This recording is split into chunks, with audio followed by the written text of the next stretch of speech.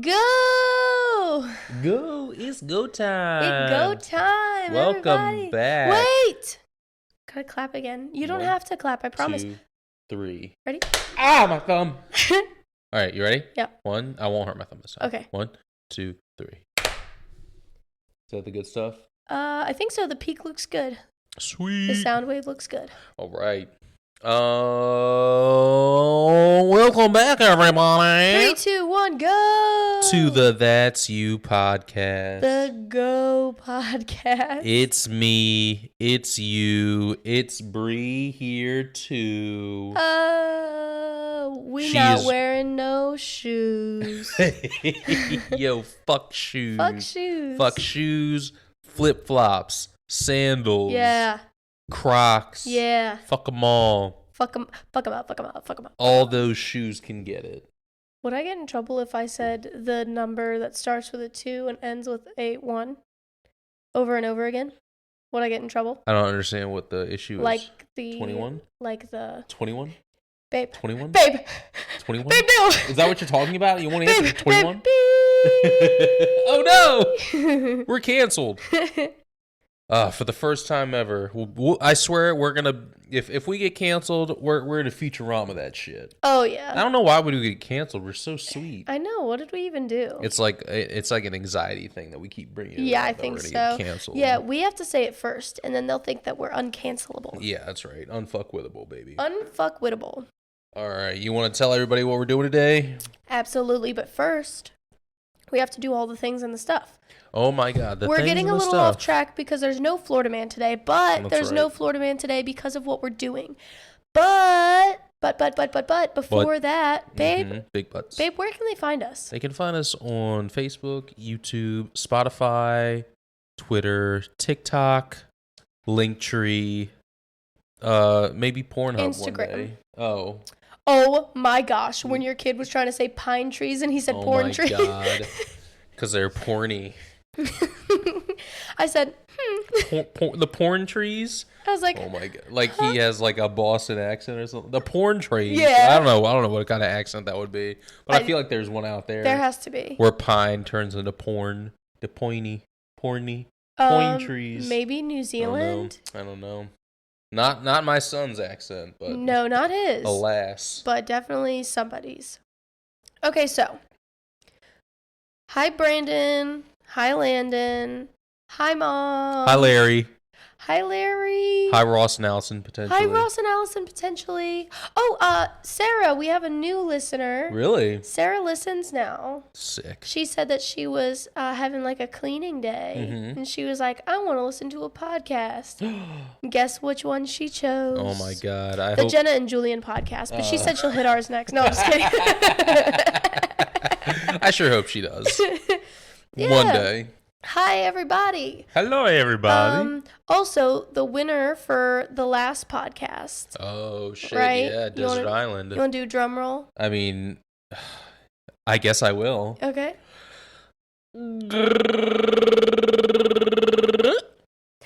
You'll have to wait and see. Wait, should I keep doing the drum roll? Sure, go ahead. Until we see? Yeah, sure. When are we going to see? Probably like an hour from now. An hour? For Jesus Louises. I don't know. I don't know if I'm going to do that. Just play me on a loop in the background. Oh, you're right. I got you. It's like background music, except it's just you, Chewbacca noising. It's like white noise, but awful. It's only half bad. white noise. Half white noise. Mixed noise. Under mixed reviews. Anyways, I think we've hit everything. And look, under 5 minutes, we've hit everything. Oh my God. We've got that link tree. We are the That's You podcast. Hi, Landon. Hi, Brandon. Hi, Mom. Hi, Jordan's mom. Yeah, I'm just making sure I covered all my bases. Okay. It feels weird not to go over 5 minutes. Okay. So I have to keep going. You have to keep going? Okay. Yeah. Is there anybody else you want to say hi to? Just hi, everybody. You think Conrad's listening? I don't know. He likes all of our stuff. That makes me feel like he's listening. Yeah. Hi. Hi, Conrad. Can I have a you week sweetheart? off? No. You don't want a week off. You'd be so bored. I just recently had a week off, and it was great. Oh. I loved it so much. You'll love it. Oh, shit. Sorry. It's okay. It's probably fine. Yeah, I'm sure. I won't extend my feet anymore or any longer. Nah. Get it. Extend. Extend. Yeah, but anyway. Like length. We're not doing a Florida man because we're here to hunt a real-life Florida man.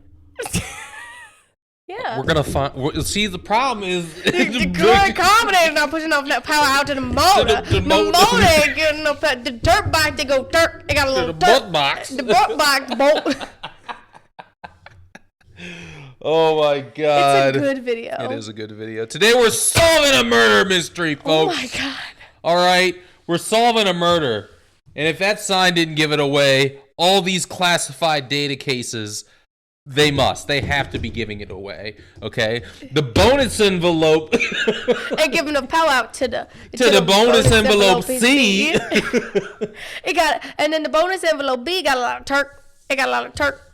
There we go. Wait, shouldn't it be like this? Can I have that? Yeah. And then can I have this? And this goes here with this. And the motor. Have you seen Silent Library? Yes. That's what that reminded me of. It's a good good show. Oh, the moving about. Yeah. And all right, 3, 2, 1. They all do that, and then they're all like. Oh yeah, right. That's so funny. I haven't seen that in so long. You know, Justin Bieber was on one of those. No, I didn't. Yeah, he was. That's crazy. Yeah. So we've got. Hottie. Ew. Not now. Mm-hmm. I mean, back then. Oh. Yeah, ew. Oh. I roost my case. I roost my case. All right, you want to give us a little cheers? A little toast? A little toasty. A little toastest for the mostest? Of course. All right. Cheers to finding this murderous little psychopath. We won't rest till we find you. Cheers.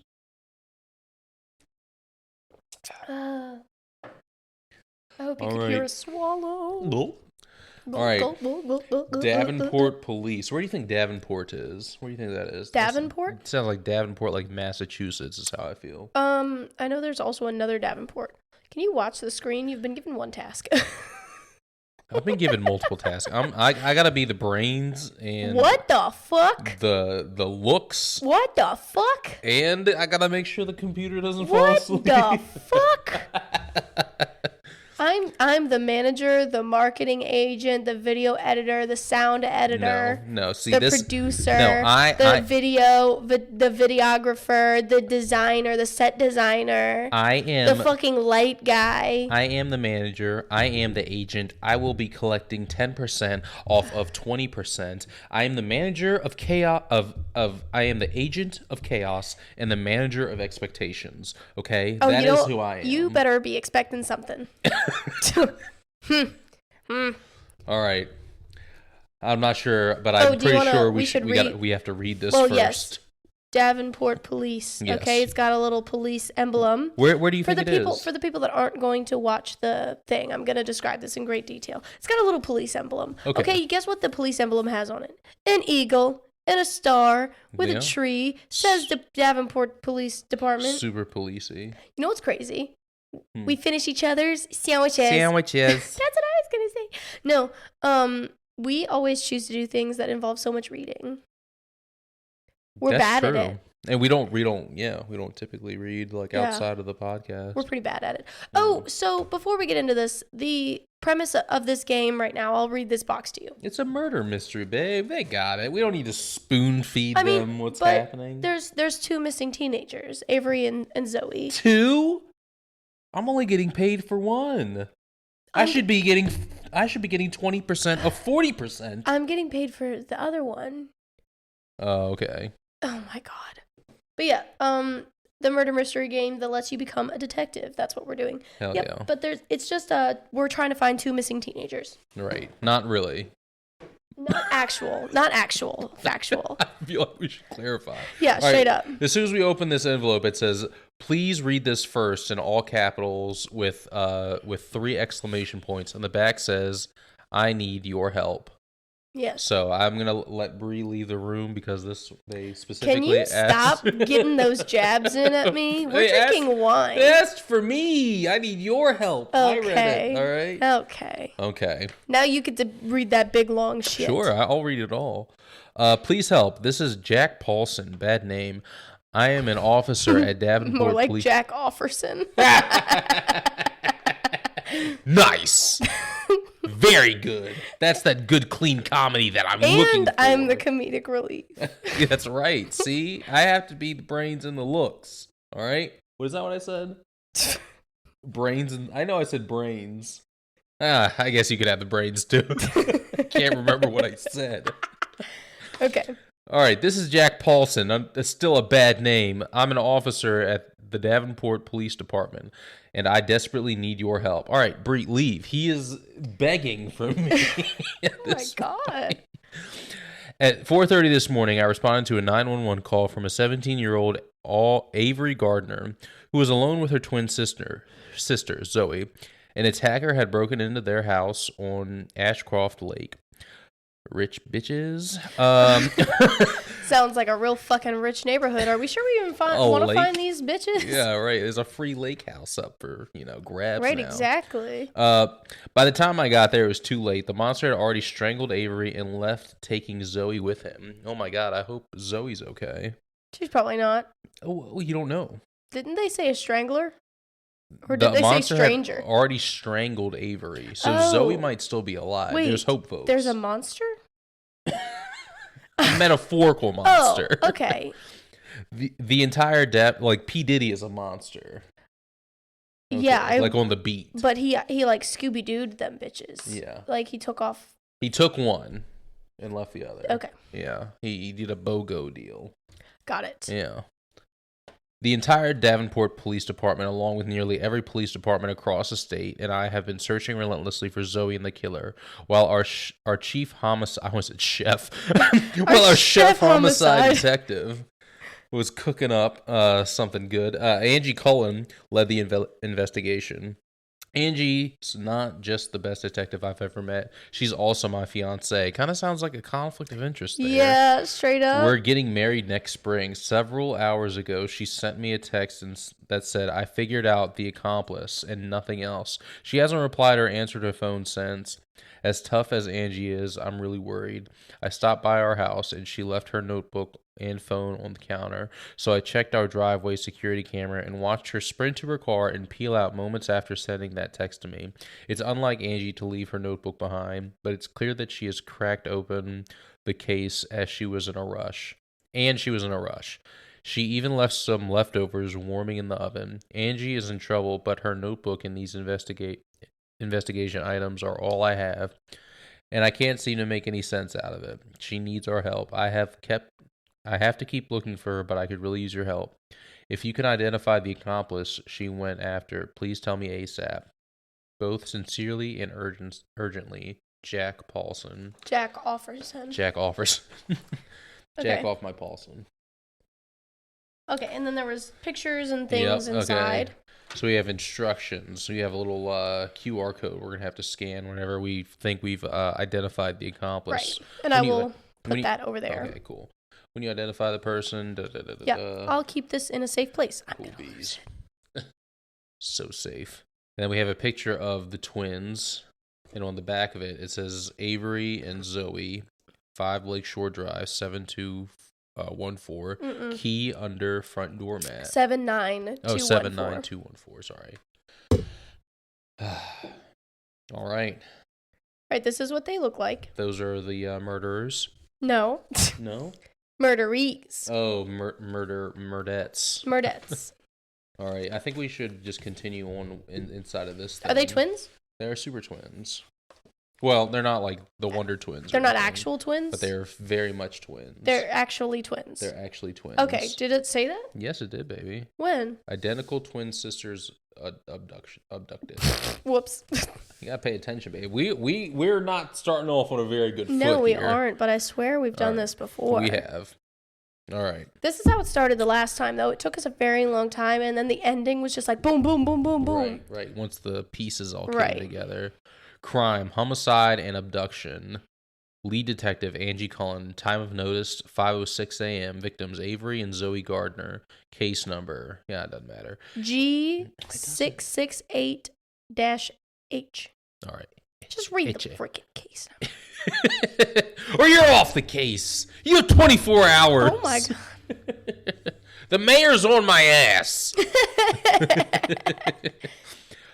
Initial details: home invasion, murder of 19-year-old female identical twin sister abducted. If this notebook is found, please return to the Davenport Police Department immediately. Well, I guess we'll be right back. Shit. It's Davenport, Oregon, not Massachusetts. Okay. Yep. You're skipping a page. Ooh, Yep. multiple pages. Whoa, she's a good artist. You skipped a page. I didn't I? You did. Oh yeah, I did. Multiple. Just one. Okay. 5:06. First notice. Call from Officer Paulson. New homicide case. I thought that said Cooper. I can't see from here. Oh, I'm sorry. I'm trying to make sure they can see. Too. No, I know. I'm trying to read over your shoulder, but I can't. All right. Avery and Zoe Gardner, identical twins. One dead, one missing. Not sure which is which. What the fuck? These are bad detectives. No, I'm just kidding. They just got there. Not sure which is which. 19 years old, 5 Lakeshore Drive, not road. Okay. Meaning gravel maybe or something? No, I think it means drive, not road. Oh. Because there's probably like a Lakeshore Road there. Oh, okay. 5:09 a.m. Call to Sergeant Anders. Request the following: roadblocks, 5-mile radius in every direction. Activate all Davenport DD police or PD officers and personnel. Send APB to all state, county, and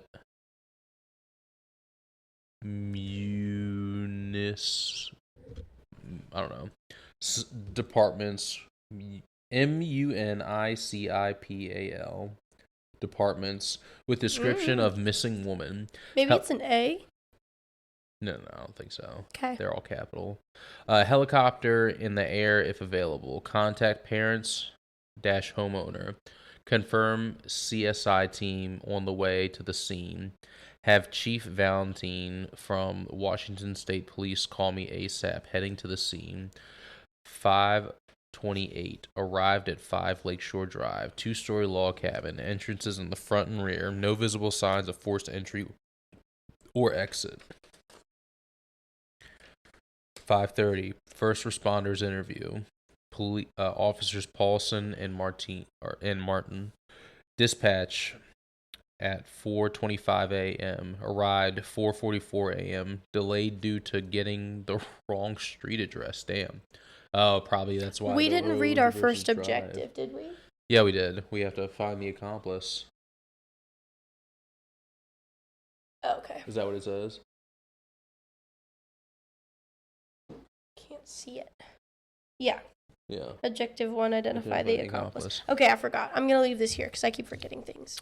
Doors were locked. No signs of forced entry. Entered at residence at 4:49 a.m. after seeing signs of a struggle through the window.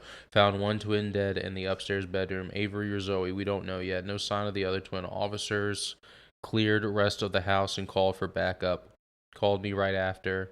Parents and CSI team expected soon. 5:55 a.m. Mom and stepdad arrive. Mom in shock, hysterical, 100% genuine. Stepdad oddly calm. Paulson and Martin restrain mom. After mom calms down, we identify the body and confirm that dead body is Avery. Zoe is missing. Called Sergeant Anders to update the APB. Okay, so wait, one of them was found dead? Just one of them was found dead. Okay. It was Avery. Okay. Zoe is still alive and missing, but we read that in the hoo-ha in the first one. Why can I not remember not shit? I don't know. The stepdad was oddly calm. Yeah. This is how it was described. It's never the stepdad. You know? Well, not never, but I don't know. That doesn't make any alarm bells. We're just getting started here. Yeah, we're just getting cooking. That doesn't ring any alarm bells. CSI team arrives. Preliminary findings. No forced entry. Intruder had key and security passcode. Avery was killed while fighting intruder upstairs. Could I make a guess? Zoe was tied up and dragged out the front door. Sure. It was a boyfriend that mom and stepdad didn't know about. She gave him the passcode and a key. Met him online. Not a jealous friend? A jealous friend? Yeah. Jealous of what? I don't know. Their twinliness. Their twinliness? Yeah. Their special connection. We'll find out. We're only triplet. On, Long lost triplet. Dun, dun, dun. Days of our lives. Key evidence found. Number 1, photo of the twins with names and address and security code written on the back. Is there oh, that's what that number was. Okay. I Key thought that was under a zip front code. doormat. At least 2 people involved. This was planned. Number 2, photo of unidentified woman with devil horns drawn on her head found near Avery's body. We didn't open the evidence thing. No, we haven't. We're opening that. We opened this first. Okay. I just figured we would read through it first. Okay, that's fine. Okay. They're just talking about things that we're supposed to have that I think are in there. The photo of the woman with the... Yeah, we can look at all that later. Okay. CSI team letting me take custody of both photos during the investigation. We need to find out why they were alone at the house, who knew they were there, who has a key and security code, who is the girl with the red horns. 6:24 a.m. Interview with Dr. Marie Hamilton. This is the mom. Maureen Hamilton. 54 years old. Her phone number is 503-555. Sounds like a fake number. 6891. We should call it. 42 Cal Hill Lane, Woodsbury, Oregon. She's a pediatrician married to Stephen Welch. Why were the twins alone at the lake house? Because they're 19 years old. Yeah, straight up. What the fuck? They came home Woodsbury house unexpectedly from college last night. Both are freshmen at Seattle College. Announced plans to drop out and move back home and focus on environmental causes. Stephen was furious. Argument ensued. Twins left around 7:30 p.m. to Lake House. No more contact until police called around 5 a.m. Who else knew the twins were here? Just Stephen and her. The twins left abruptly. Who's Stephen, the stepdad? Stephen is the stepdad. Okay. Twins left abruptly. It wasn't planned. They specifically asked Mom not to tell anyone where they were. They wanted to be alone. Who is the girl with the red horns? Courtney Gardner, the twins' cousin. Not aware of any issues with either twin. Courtney is always kind of difficult. Asked Mom to call cousin and father to tell them to get down here ASAP. 6:33. You're not going to get nobody out and call them at like 6:30 in the morning, get them down to a crime scene. That ain't happening. Discussion with CSI team. Presumed course of events. Assailant enters front door and types in security alarm passcode, ties up Zoe downstairs, goes upstairs and strangles Avery, drags Zoe out of the front door, takes Zoe to another location, asks the CSI team to expand their search into the yard further away from the house. 6:46 a.m. Washington State Police received call from Chief Valentine's security. Says they are on high alert but haven't set up roadblocks on the bridges into Washington yet. Sorry. Bless you. Chief Valentine is not available now. Wants me to call him back at 7 o'clock. And it has his phone number and his extension. So in 15 minutes each, they want the call back. 6:40 or 6:53. A lot of pages. Yeah, it is. You know how this is, baby. I know how it be. Do a lot of reading here. 6:45 or 6:53 a.m. Interview with Stephen Welch, stepdad. Stephen Welch, he looks fucking creepy in this picture. Well, to be fair, why the fuck did she draw him with half an eye and then like a really weird detailed eye? She went ham on this side of the face and then just kind of surrendered. Yeah.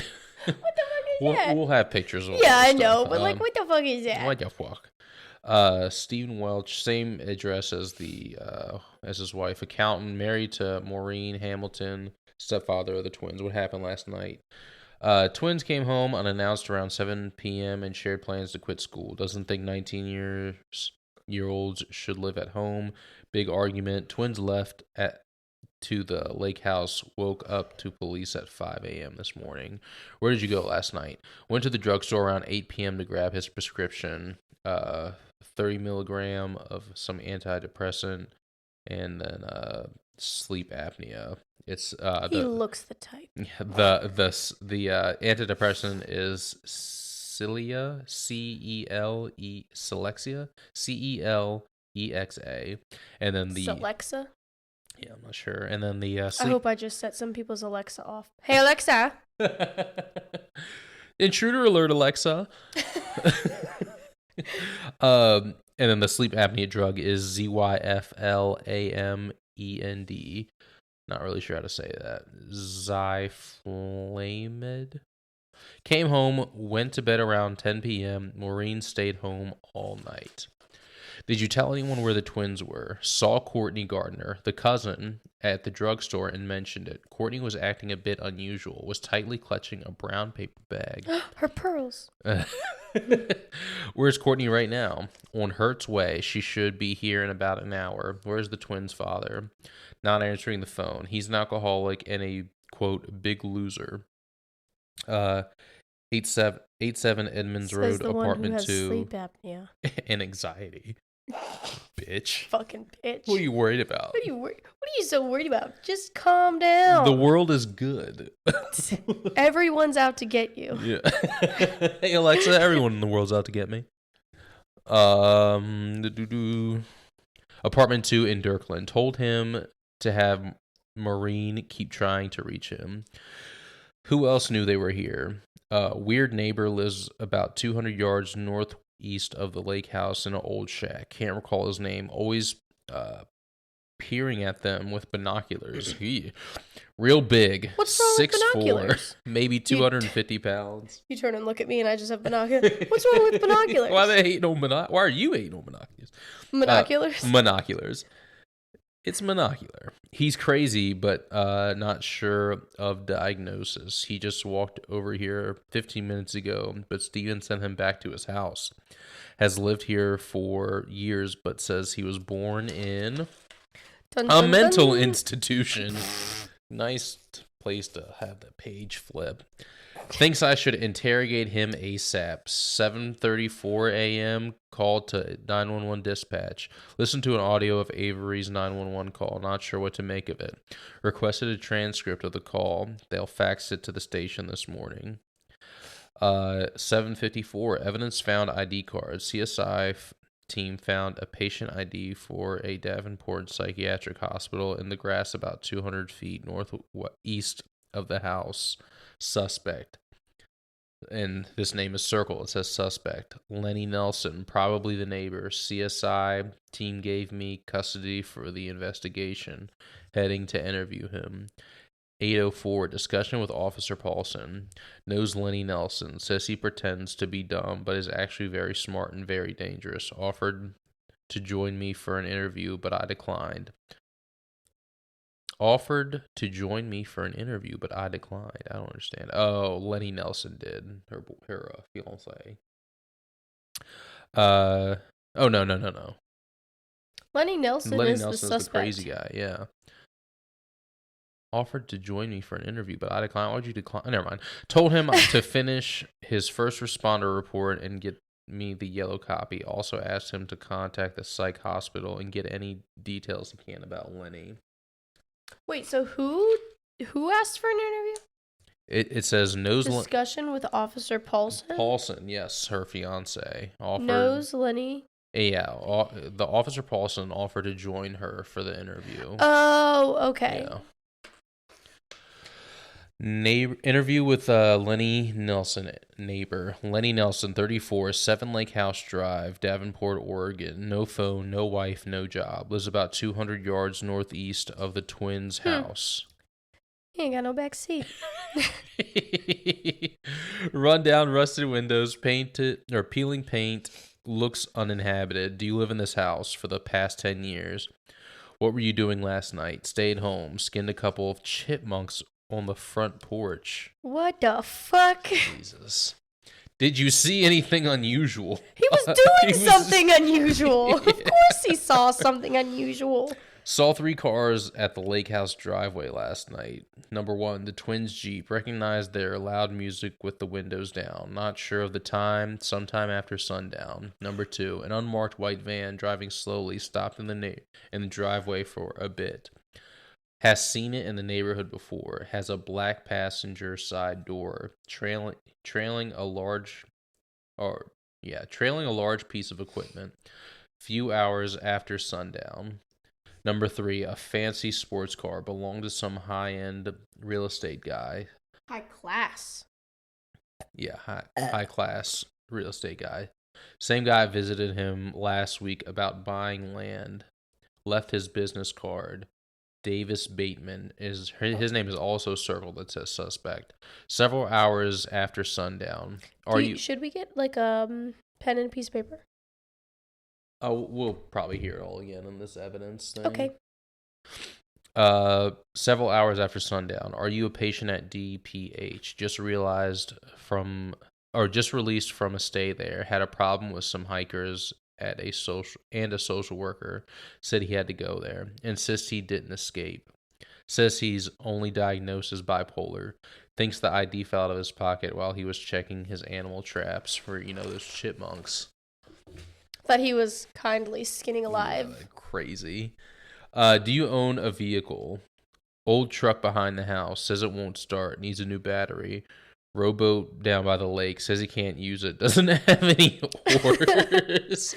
He put his battery in his rowboat, his oars in his car. Oars in his car. All right. 8:36 a.m.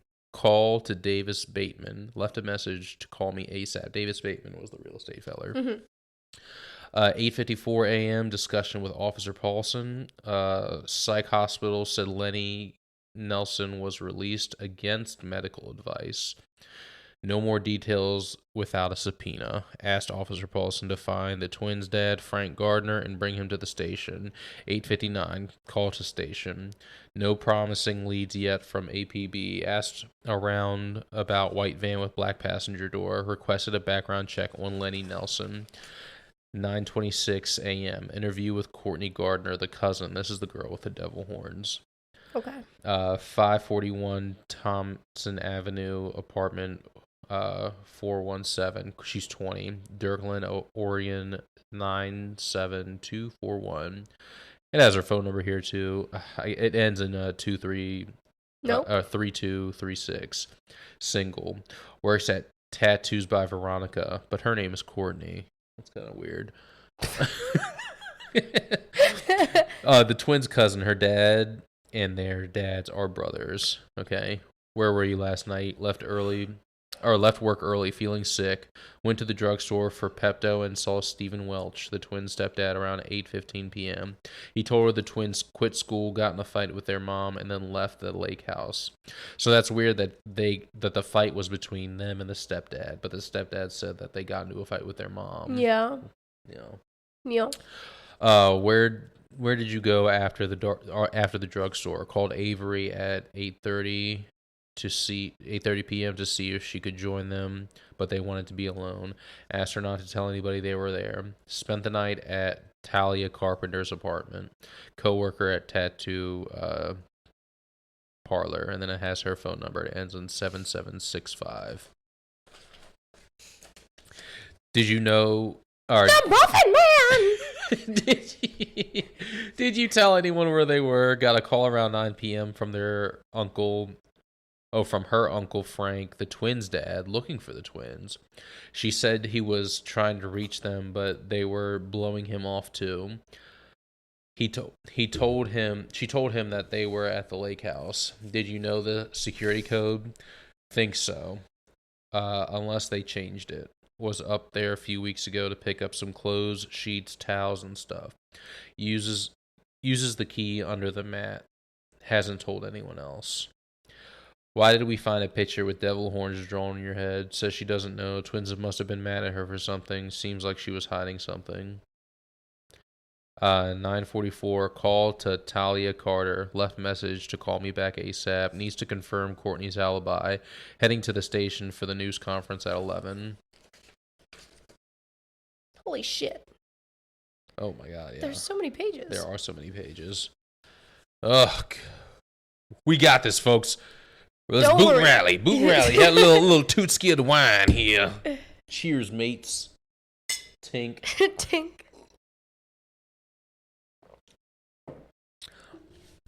10:03 a.m. Arrived at police station. I need it.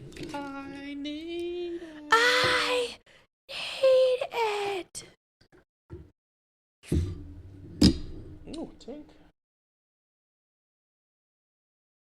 A little intermission, a little bit of dead air, you know. Ready to keep them going.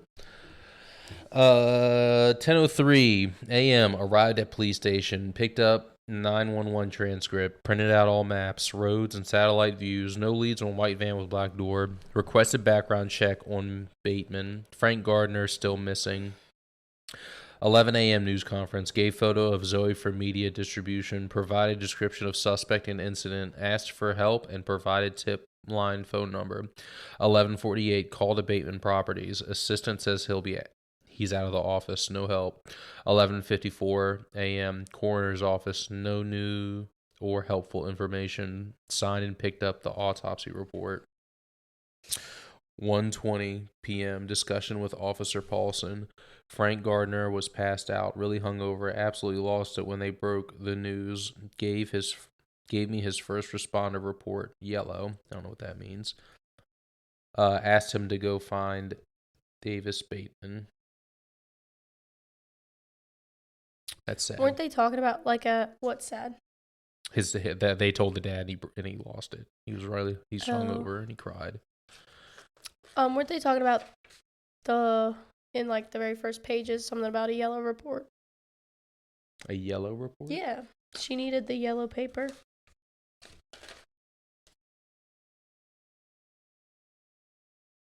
Yeah, I don't know. I think that she said something about a yellow paper. 1:22 interview with Frank Gardner, the dad. Frank Gardner, 54, 87 Edmonds Road, apartment 2, Dirkland, Oregon. Phone number ending in 0328. Owns demolition company. Father of twins, ex-husband of Maureen Hamlet. Has a fresh cut on his forehead. Sloppy appearance. I like your cut, G. Sloppy appearance. Smells like booze. Completely distraught. Seems 100% genuine. When did you last talk to the twins? Called Avery and Zoe several times last night between 9 and 8. No answer. Trying to let them... 7 and 9. Oh, yeah, sorry. 7 and 9. No answer. Trying to let them in on a hot deal he had been working. What kind of deal? Flipping a house. Needed Avery and Zoe to co-sign the loan. Says it was an easy $50K. Avery eventually picked up around 9 p.m. Didn't want to talk about the house flip, and she hung up when he said it could pay for a year's tuition. Do you know the security code at the cabin? Yes, Maureen let him stay there last weekend. He was having an issue with his landlord. Who else knows the code? Nobody he knows of. Did you go anywhere last night? He went to Bryson's Tavern on Ari Street, played a pool tournament, and had some beers. Left around 2:30 a.m. Wally at the bar can confirm. Cap. Who else was there? Or who else did you tell there where the twins were? Jesus Louises. Who else did you tell where the twins were? Nobody. Never talks about the twins to anyone. Yeah, okay. That's a little weird. I mean, it makes sense. Look, how is the relationship with the twins? Not great. Split with Maureen 14 years ago. Says she filed a restraining order, which has really gotten in the way of the relationship. Doesn't like or trust Maureen's husband. Steven thinks he's a jack, ampersand. So, jackass, I imagine. No. We can read about skinning chipmunks, but reading the word we can't jackass. say ass. Yeah. 1:37 p.m. Call to Bryson's Tavern. Wally will be there until 3 a.m. to confirm alibi. 1:39 p.m. voicemail. Talia Carter. Talia is at work until 6 p.m. Can confirm alibi. 1:40 voicemail. Twins mom just remembered calling a tree company a few weeks ago to do some work around the house. No one else besides Frank and Courtney have been at the house recently. Didn't give them a key or security code. Excuse me. Twin Tree Landscaping. How ironic. Bum, bum, Phone number ending in 4099. 1:41 call with the Twin Tree Landscaping confirmed 2 weeks ago. Too far for them, so they sent a local guy in Davenport, Vince Wolf. His name is also circled and says suspect. His address is 46 Rancourt Drive, number 17, Davenport, Oregon. His phone number ends in 1627. Heading to his apartment right now. Another sketchy looking guy. All these, I mean, maybe this just like the style of which he chooses to draw them. I just wiggled it. You're clicking on things. Interview with Vince Wolf, tree guy. Vince Wolf, 42, 46 Rancourt Drive, number 17, Davenport. You already know this. Number ends in 1627. Aren't you paying attention? Tree cutter. Ex-con, divorced. White van with a black door trailing a large wood chipper parked outside. Hot dog. Lives in a rundown apartment complex. Has several weird tattoos. Wolf's eating meat, bloody bones, or bloody body parts, etc. Did you see... Wait, question. Go ahead. Does he have a picture of a bloody body part? Maybe if you leave that menu up, it might not let the screen go black. So just scroll back up. And click file. Nope, all the way at the top. File. Maybe if you leave that menu up, it might not go black. All right, let's see.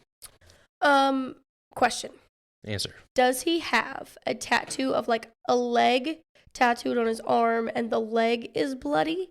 Or does he have fake blood tattooed on his legs? All it says is bloody body parts. It's a wolf eating meat. Bloody body parts. Right. Weird. Oh, it says weird tattoos. So there's wolves eating meat, and then there's bloody body parts. Right, exactly. Right. So it could just be like a bloody leg or something on his body. Yeah. Like a tattoo. He has a tattoo of a leg that is bloody, or did he get his leg tattooed in a way that makes it look bloody? I think it's bloody body parts. So it's okay. Probably, I just wanted to know. I got you. Did you do any recent work at 7 Lakeshore Drive? Remember this job from 2 weeks ago? Routine tree trimming around the house. He didn't enter the house. Asked if the place had gotten robbed. Says it'd be easy since any idiot could have found that hidden key under the doormat. How fucking weird. Just really incriminating yourself there, buddy. Where were you last night? Finished a job at 9 p.m. and drove around Ashcroft Lake area scouting potential work. Did you drive by 5 Lakeshore Drive? Yes, I pulled in front of the house but saw the lights on and left. Then what did you do? Last night? Nothing. Went home and sat on the couch, had a few beers, and went to bed around 1 a.m. Cap. Is that your van out front? Showed me inside the work van. He uses chainsaws, hedge trimmers, rakes, shovels, etc. The van also trails a large wood chipper. 251. Call to the station. Requested background check on Vince Wolf. CSI report is ready to sign and pick up. 3:34 p.m. Call from Officer Paulson. Found Bateman and brought him into the station. I'm on my way to the station.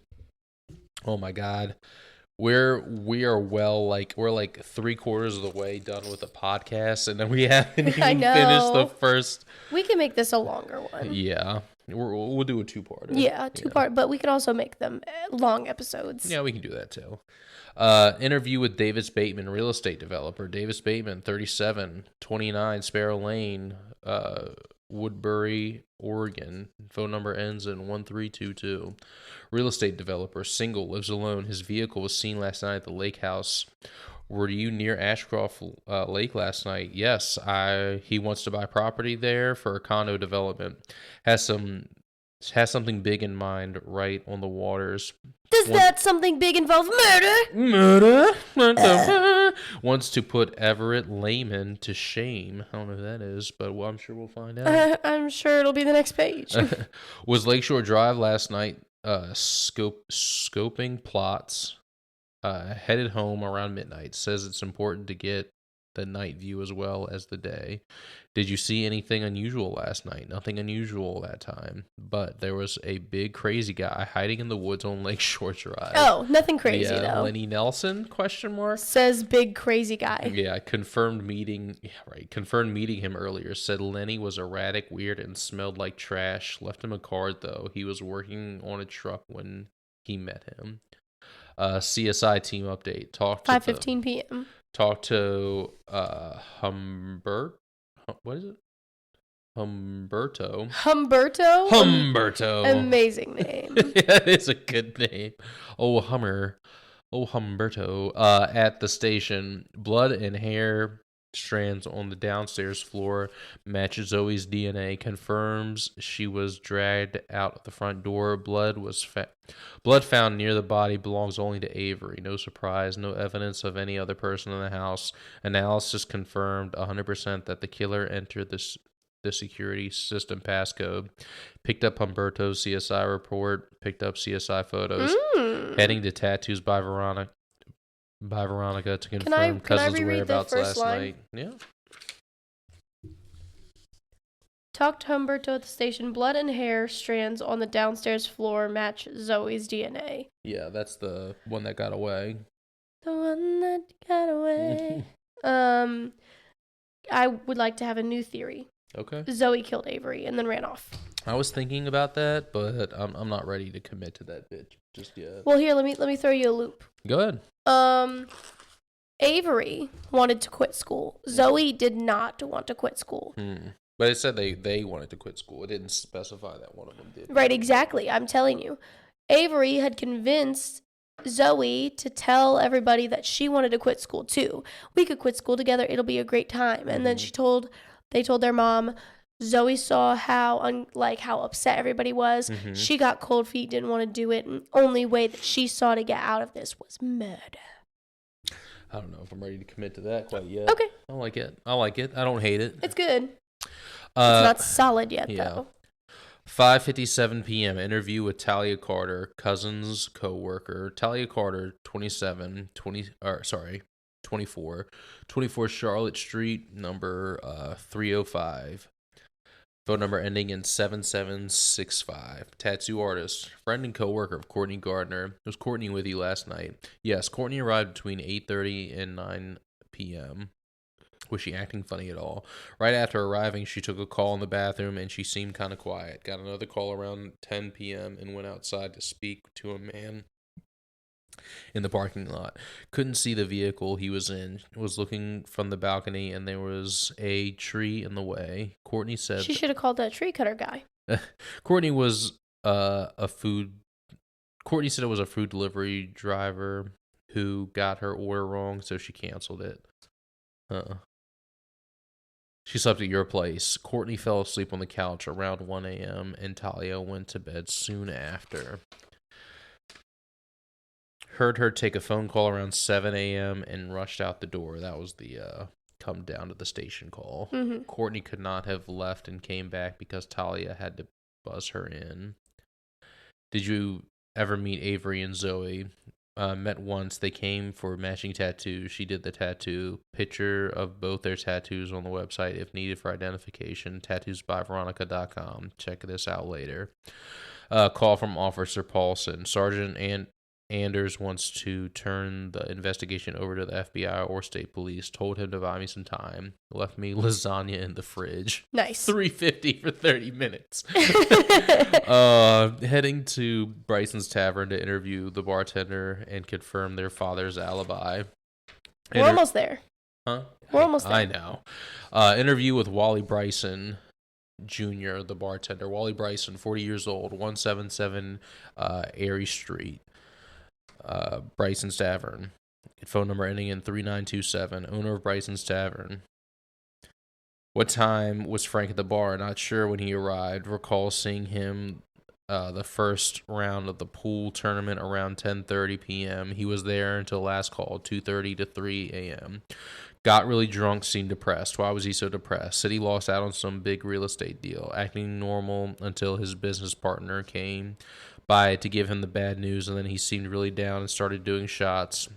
Who's his business partner? Don't know him. He came in around 11, sat with Frank in the back for a little while. Hasn't been in before. Introduced himself as Joe. Joe Mama. Something doesn't remember. What? Have I skipped something? I think you have. I have not. Introduced himself as Joe something. There we go. Doesn't remember, but Wally will call me back if he thinks of it. How late did Frank stay? After this real estate deal fell through, Frank just sat at the bar and did shots until last call. Got really drunk by the end of the night. Could barely stand, slurring, etc. Well, that's illegal. Right. Fell on his way out, hit his forehead. Wally saw him stumbling towards the home when he locked the door at 3:15 a.m. 7:16 p.m. Voicemail from Courtney. Lied about calling in sick to work. Was fired for being sick and missing shifts. Bought a pregnancy test last night at the drugstore and took it in Talia's bathroom. She is pregnant. Says Avery drew the horns on her face as a joke. Avery calls her the devil on her shoulders because she always urged her to do bad things like getting pregnant, heading home and need to print the background checks, review my notes, and do some research. All right. Finally. Can we take a little time out? Yeah, for sure. Right, yeah, thank yeah. you so much. We'll be right back, y'all. We'll be right back, folks. Just hit R.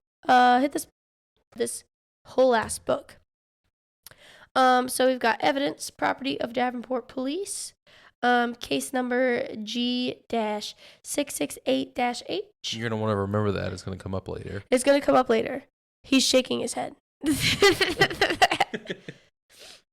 Detective Cullen, victim, Gardner twins, crime, homicide, and abduction. So here we go. We got so many it's thick. It's thick. Oh, we got lots of things and stuff. Okay, cool. All right, so that's all that in there. Okay, so we have the usual things that we have in here, some pictures and a magnifying glass. Okay. And then we have some cards. I'm going to assume these are business cards from all the people that That's her mom. Interviewed. Hamilton is her mom. Okay, cool. All right, let me open our little magnifying glass because we will be needing this. Here you go. Do you want to keep it? Sure. We're going to be a bunch of Sherlock Holmes. Okay, cool. So there's that. And then we've got that picture with the devil horns. Yep. And Lenny Nelson's patient ID. Gotcha. So, we've got a whole bunch of papers here. The first one. Inventory of investigation items. And this is basically just everything that we have. It's like an inventory list, yeah. In this folder, so I'm not gonna read it. Yeah, you'll see as we go what the things are. Exactly. So we've got a little newspaper clipping right here. Mm-hmm. And I will be reading this because in the last one, the fucking newspaper clipping got us. Okay? It had some very important information on it that we did not see. On the back of it. So we're going to read this whole fucking thing. 19-year-old activist killed... Ooh, she an activist. We love a queen. Anyways. Yeah, they wanted to come home and be in the environment. Environmental causes. 19-year-old activist killed while twin sister abducted from Davenport Lake House by Andre Westcott, staff writer for the Davenport Daily. Our local community is in shock and on high alert today with news of a frightening incident during the early morning hours that left a 19-year-old Woodbury woman dead and her twin sister missing. At approximately 4:30 a.m. this morning, Avery Gardner called 911 to report a break-in at her family's lake house in Davenport. She was alone while her twin sister Zoe at their house with her twin sister. No. She was alone with her twin sister, Zoe, at their home on Ashcroft Lake. Not drive. Not drive. Not drive. No, not road. That's what it was. Not road. Yeah. Road. Roadhouse. Avery reported that an unidentified man had broken into the home, tied up her sister, and was coming for her just before her connection to the 911 operator was lost. By the time police arrived at the scene, they found Avery dead inside the house and no sign of either her sister Zoe or the intruder. Does it go like this? Mm-hmm. Okay. A state manhunt soon followed. Statewide. Oh my gosh. A statewide manhunt soon followed. Oh, that nice. As police departments throughout the region set up roadblocks and activated additional personnel, including canine and helicopter units, to help track down the killer and save Zoe. At this point, neither has been found. Detective Angie Cullen is leading the investigation for the Davenport Police Department and made a brief statement to the press during a news conference at 11 a.m. this morning in front of the Davenport Police Station. And then we've got a little picture with, I'm assuming, the reporter and a helicopter by a house. Maybe that's the police station. Homicide Detective Angie Cullen leads the Gardner twins murder investigation and missing person search. And that is the lake house. Like, that's a picture of the lake house. Okay, gotcha. And then we have a picture of the twins. Avery and Zoe Gardner are victims of last night's break-in at their family lake house in Davenport. Avery was murdered. Zoe is still missing. We have reason to believe Zoe Gardner is still alive, and we're doing absolutely everything in our power to bring her back to her already grieving family. I personally delivered the horrible news to Avery's death to her mother this morning, and I'm not going to do it again, said Detective Cullen.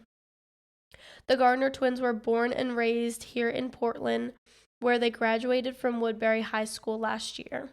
While students at WHS,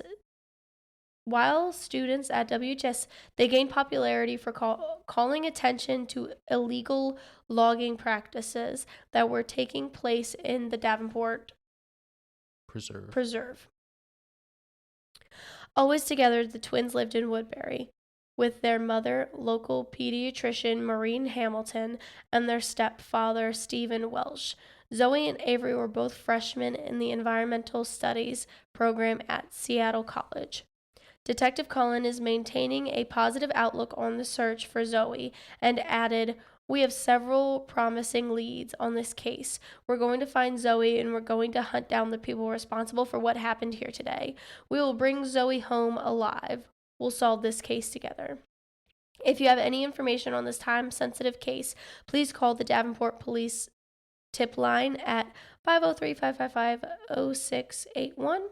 All tips and informants will be kept strictly confidential. Will you just make sure it's still recording? Yep. Oh, very nice. As long as we don't hit the space bar to wake it up, this should be fine and dandy. Okay, so we've got some ads in the top of this newspaper. Okay, we've got my little... We've got LJ Spruce and Company, outfitters of outdoor apparel since 1868. Too much flannel? No such thing. Come in this week for our annual 20% off all flannel store-wide sale. 114 East 4th Street, Davenport. OR 9. I know. It says OR. 97250. 503-555-1167. And then we've got Lyman's Lake Properties. Love nature? Take the plunge and purchase a lavish vacation home. What? Let me do a voice. Love nature? Take the plunge and purchase a lavish vacation home right here on Ashcroft Lake. Let our team of local experts assist you in pursuing our luxurious available properties. And then their address is very tiny down at the bottom. Can you see it? I can't see it. 85 Woodchuck Road, Davenport, Oregon. Very nice. I think I'm going to keep it. By Luann Perry, staff writer for the Davenport Daily. Tomorrow marks 1 year anniversary of Roxanne Neal's disappearance. Where do you see that? Oh. Well, you didn't say it into your mic. Tomorrow marks 1 year of Roxanne Needles. Mm-hmm. Okay. Disappearance. Who the fuck is Roxanne? Roxanne. Why you going disappearing? Sorry. You don't have to disappear all the time. All the time. Friends and family of Roxanne Needle are planning a gathering at 4 p.m. tomorrow in Davenport Park to mark the 1 year anniversary of the young woman's mysterious disappearance. Roxanne Needle, who would have turned 18 last Friday, was camping with several friends in the Davenport Preserve just east of Ashcroft Lake when she went missing. That's the same lake that they live by. Yes, indeedy. She was last seen gathering firewood around 4 p.m. in the afternoon. Well, no shit. When friends noticed she had been gone a long time, they searched the area and called in the authorities when it started to get dark. And there's a picture of a helicopter. Search and rescue operators looking for Roxanne last year. This wasn't like Roxanne. She knew these woods very well. Well, she knew these woods well and always kept in contact with us when we were out hiking. In fact, we thought she was pranking us at first, said Dean Wells, 18, Needle's former boyfriend. It's him. It's Mr. Wells. And then we have a picture of Roxanne. Roxanne Needle, 17, went missing during a camping trip last year. Search parties scoured the area for weeks but came up empty-handed. There have been reports of a large black bear getting into people's trash nearby. We're truly hoping and praying Roxanne didn't meet up with it, said the lead investigator at the time, Mark Grayson. That name sounds familiar. Did we read it already? No. Okay. My daughter has been missing for a year now, and still we have no idea what happened to her. Please, if you have any information at all, please let the authorities know, said Roxanne's mother, Alicia Needle. If anyone has any information on Roxanne or her whereabouts, please contact the Davenport PD at 503-555-2700. Miss Needle, why do I have such a problem with that? Needle. It's just Needle. Is the 5th young woman to have gone missing in these woods in the past 10 years. Klondike's canoe sales and rentals. Whether you're looking for a one-day outing or years of fun, come on over and let our expert staff set you up. We've got a wide variety of canoes to suit everyone. Check out our new selection of jet skis and paddle boards when you stop by. 317 Grover's Corner, Davenport, Oregon, 97250, 503-555-8247. And that is the entire newspaper clipping. Now we've got the 911 phone call transcript. We've got Davenport Dispatch Center, time 4:23 a.m. Precinct, Davenport Police Department. Category, home invasion. Caller, Avery Gardner. Operator, Sandra Holloway. Duration, 2 minutes and 7 seconds. Operator, 911, what's your emergency? Hello? This is good. This is 911 dispatch. What's your emergency? I'm sorry, ma'am. You're going to have to speak up. How can I help? There's There's a guy in my house. We're getting robbed, I think. I'm not sure who he is. He's downstairs. I need police now. Please, can you help us? What's your address, ma'am? I'm on Ashcroft Lake. Lakeshore Drive. Number 5 in Davenport. That's number 5 Lakeshore Road in Davenport? Yeah. Can you send? How long is it gonna... I see now. Drive, not road. No, yes, she said road. Drive, not road. Rough city. Rough city, bitch. I'm sending police right now. I have a patrol car that should be there within a few minutes. What's your name, ma'am? Avery Gardner. My sister Zoe's downstairs with him. She's all tied up. How many people did you see? Just one. A man. He was wearing all black. Did you see a gun? Any weapons? No, I don't think so. I heard something and looked down the stairs, and I saw him and Zoe in the living room. He was tying her up, and he had, tape over her mouth. He was all black with a hood and gloves. That's all I saw. I think he saw me. Are you hiding, Avery? Can you get under the bed or in the closet? I'm in the closet. I have help coming right now, Avery. What else did you see? Did you see anything else, Avery? I can hear him.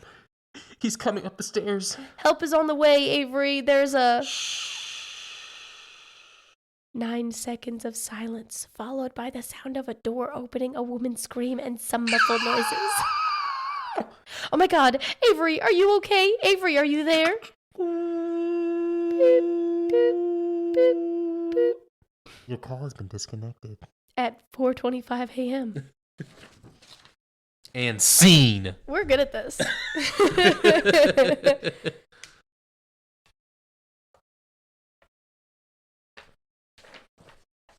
All right, we have Davenport Police Department, First Responders Report, Reporting Officer, Officer Jack Offerson. No, I'm just kidding. Jack Paulson. Case number again. Time of report, 9:37 a.m. Medical required. Coroner.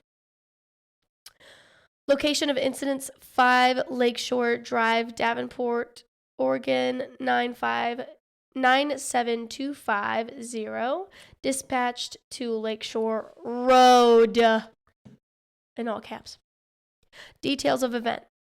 Officer Billy Martin. Officer Billy Martin and myself, Officer Jack Offerson. Jack me off. Officer Jack me off. Officer Jack me off. Received a dispatch at 4:25 a.m. to respond, to a home invasion in progress at 5 Lakeshore Road. Officer Martin and I arrived at 5 Lakeshore Road at 4:29. But I thought something was wrong because dispatch told us there may be a woman in a closet on the 2nd floor and Lakeshore at 5 Lakeshore Road is this guy's real pissed off about that. I know. Single floor home.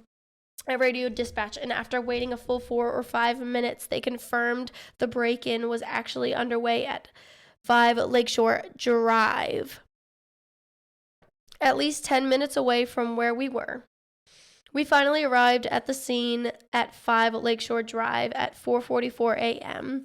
It was a 1-lane gravel road with a single street light.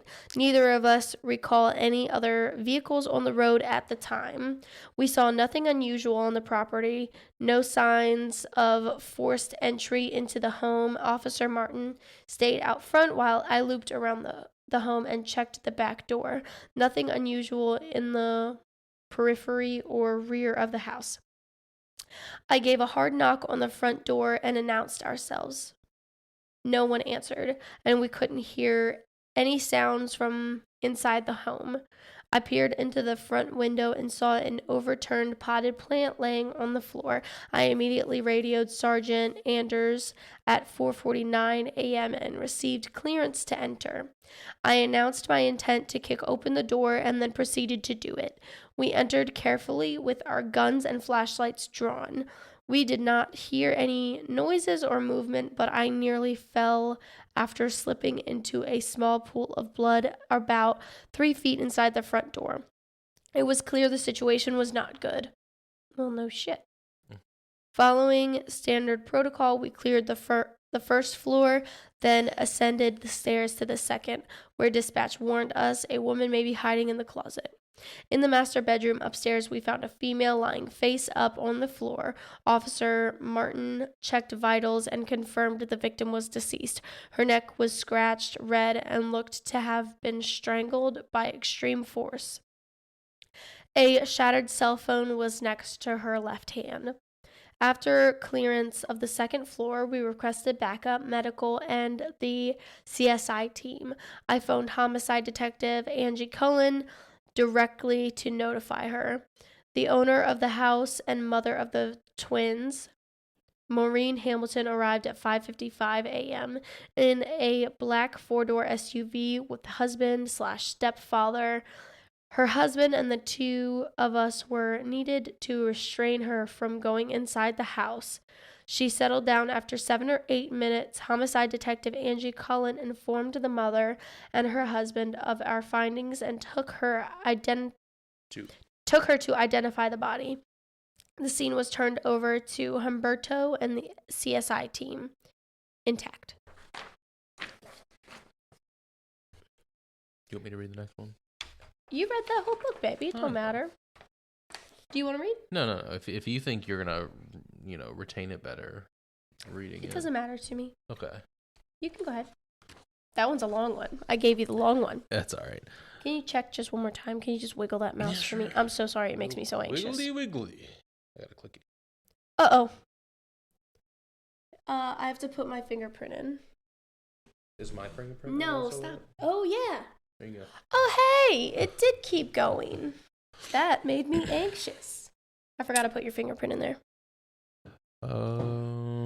It just says the address. Homeowner is Maureen Hamilton. Has her phone number. Narrative: secluded lake house, setback from roadway, no forced entry through the front door, dash back door, or windows. All windows and doors were connected to security system, which was confirmed to be armed, indicating the intruder had the passcode.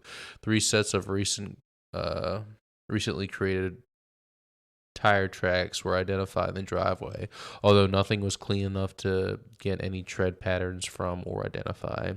Hospital ID card belonging to neighbor found in the grass about 200 feet northwest of the building. No additional evidence found outside the premise. The victim, Avery Gardner, female, 19, 5'10". Damn, girl, you tall. She could be a basketball player. Weight 138, race W. 240, tattoo found on left ankle, 42 Cahill Lane, Woodsbury, Oregon. Location of body, 5 Lakeshore Drive, 2nd floor, master bedroom. Body temperature, 95.7. Time of reading was that means she was not there for very 6:29. long. Yeah. 6:29 a.m. Is the position of the body consistent with post-mortem levity? Yes. Oh, so that means they were moved? No. Post-mortem levity? No, I'm pretty sure that basically just means like if you die in a certain position, all the blood is going to pool to that spot on your body. Like if you die on your face, you're gonna look like very bruised on the front of you. I'm pretty sure that means she was not moved after. Okay. Is the position of the body consistent with rigor mortis? Yes. Was the body intact? Yes. Clothing fully clothed? Was there anything suspicious about the victim's clothing? No. Decomposition was fresh. Injuries or apparent cause of death was strangulation. Manner of death was homicide. Forensic evidence on the body. Bloody fingerprints, check. Bite mark evidence, check. Bruises or bruising photographed on body, yes. For hairs, yes. For fibers, yes.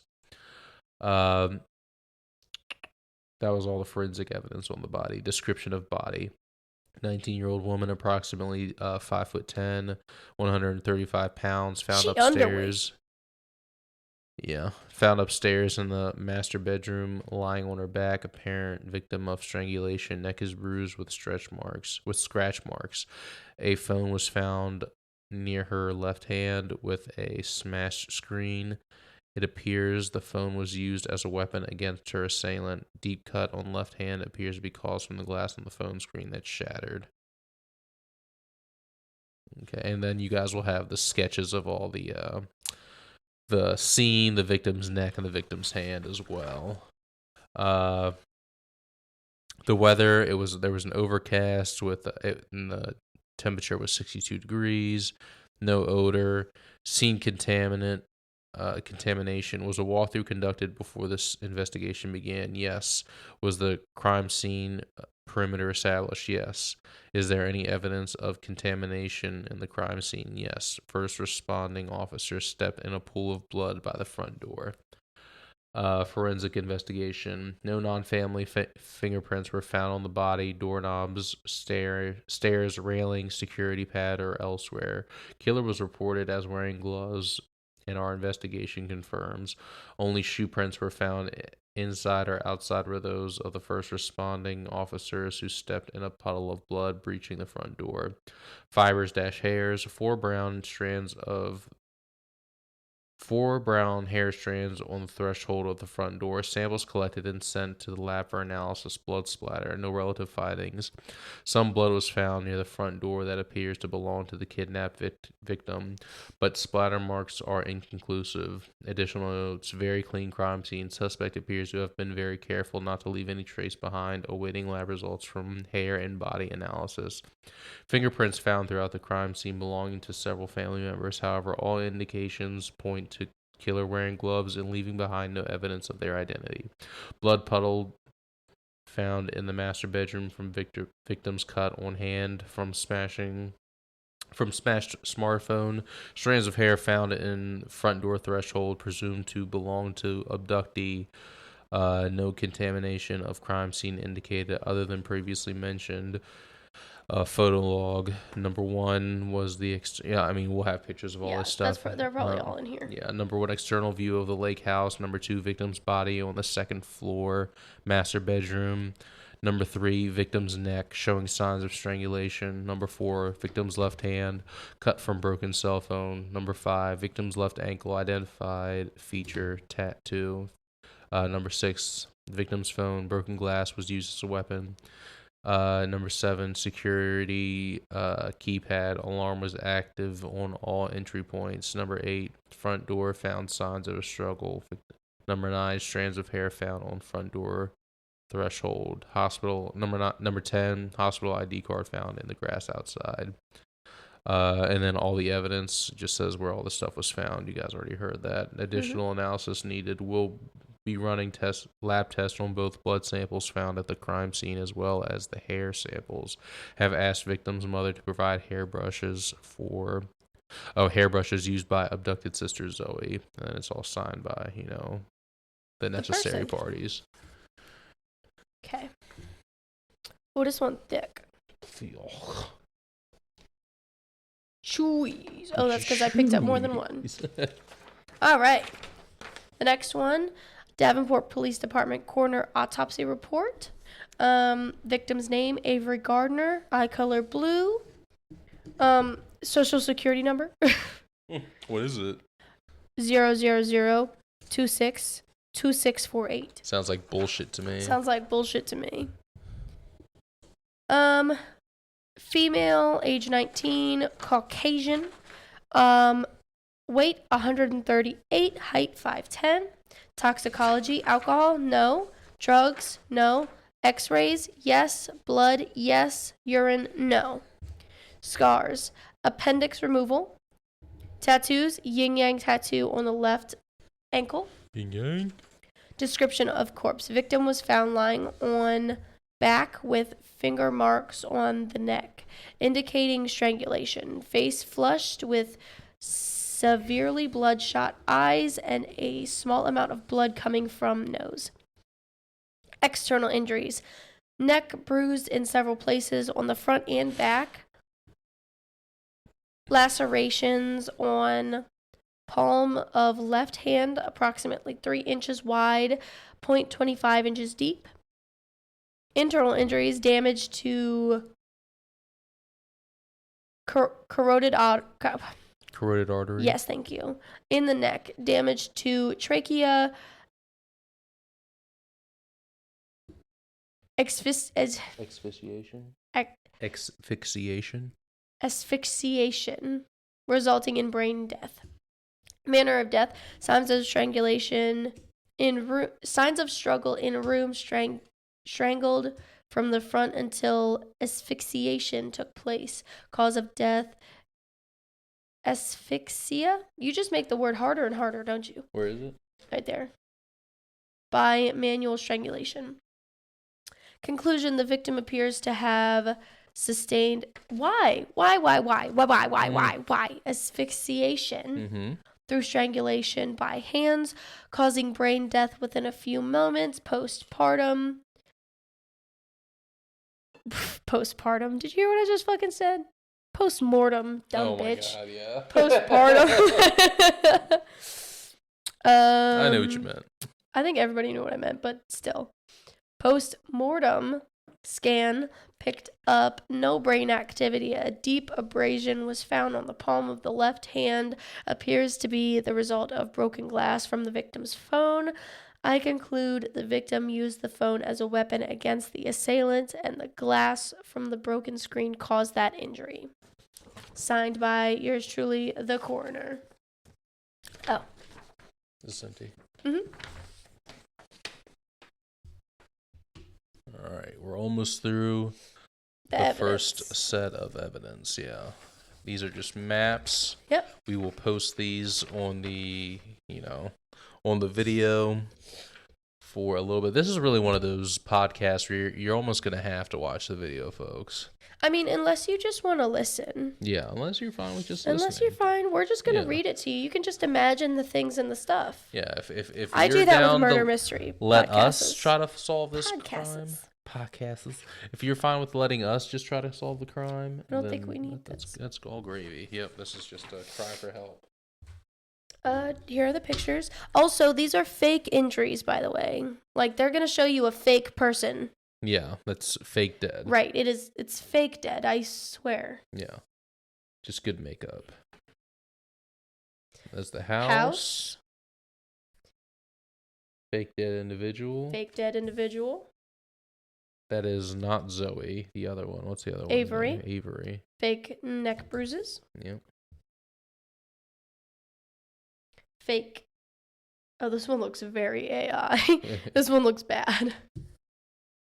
Fake cut hand. Fake cut hand. Real tattoo. This is not. I mean, I guess her sister has the other half. Yeah. It doesn't say though. Broken cell phone. Alarm system. No. Yes. Oh yeah. 7:22 a.m. alarm active. Potted plant and a photograph and blood. What's that envelope there? Or is that a picture or something? It's like a picture frame that fell over, Okay. I think.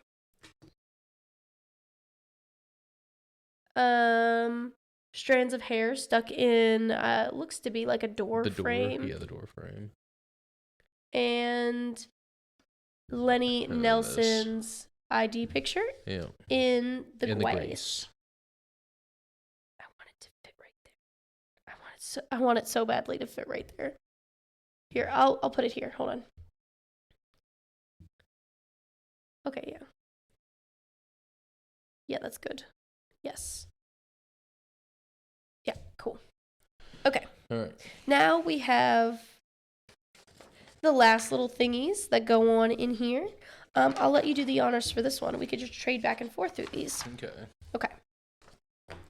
Lenny Nelson, social security number. I'm not going to tell you guys that because I don't want my boy Lenny's information getting out there and stolen like that. Yeah. Birthday, June 22nd, age 34. Born in Washington. Born. Male, 6'4", 265. Eyes are hazel. Hair is brown. Race is Caucasian. Single. Doesn't go by anything other than Lenny. He's not a veteran. Distinctive features. He has very thick forearms, like Popeye, I guess. Sex offender, no. States searched, Oregon. Search information, suspect. His status is a suspect. Search type, Oregon State criminal. Requester, Davenport Police Department. State ID 01472. Court record. Description, menacing. I didn't know that was a crime. It is. Maybe prowling. Excessive menacing. But menacing. Okay, he was guilty. Sentence. Yeah. Sentence, social service and intervention, status closed, degree of offense, class C misdemeanor. He has another case of, careful SpongeBob. He has another case of stalking, misdemeanor, class A. Disposition was guilty. Sentence was $1,000 fine. Status is closed. Another case number, assault, second degree, felony, class B felony. He was 27 at the time, so 7 years earlier, guilty. Sentence was 6 months in prison, 50 hours of community service. Description, disorderly conduct, misdemeanor, class B. He was 25 at the time. Sentence was a $500 fine. Another crime, unlawful entry into a motor vehicle, a class A misdemeanor. He was 21 with a $200 fine. Disposition was guilty. All these crimes he was guilty of. He's the criminal guy. Yeah, he's a criminal man. Oh, look here. Surprise, surprise. Animal abuse, 18. Yeah, skinning chipmunks. Misdemeanor, class A, guilty. Disposition, 200 hours of community service. And status is closed. Yeah, he's got crazy and he's in his eyes for sure. 100%. Yeah, I mean, they said that the code was put in by the assailant, and one of them did say he said that he found the key very easily. Yes, this weird guy, the treeman. Yeah. So there's that. I'll put that there. Okay. Next we have file number, long number, purpose code, long number, SRUID R106. Name Vince Wolf. Social security number 000747782. Babe, what the fuck? This is gonna get us in trouble. Address 46 Rancourt Road, number 17, Davenport, Oregon 97250. Driver's license number, long number. Date of birth 01/27, age 42. Birth state, Oregon. Have I been saying Oregon or have I been saying Orlando? You've been saying Oregon. Okay, cool. Male, 6'1", 231 pounds. Eye color blue. Hair color brown. Race Caucasian. Are they talking about his beard hair is brown? Because he ain't got no head hair. Maybe his eyebrows. Okay. Marital status single. Alias Vinny Pop. Vin Joe Mamba King Papa the Labo. So he's probably the dad's business partner because the bartender said that his business partner's name was Joe something. Joe something. Can't remember. Yeah. Veteran? No. Distinctive features, tattoos all over body, scar on left hand.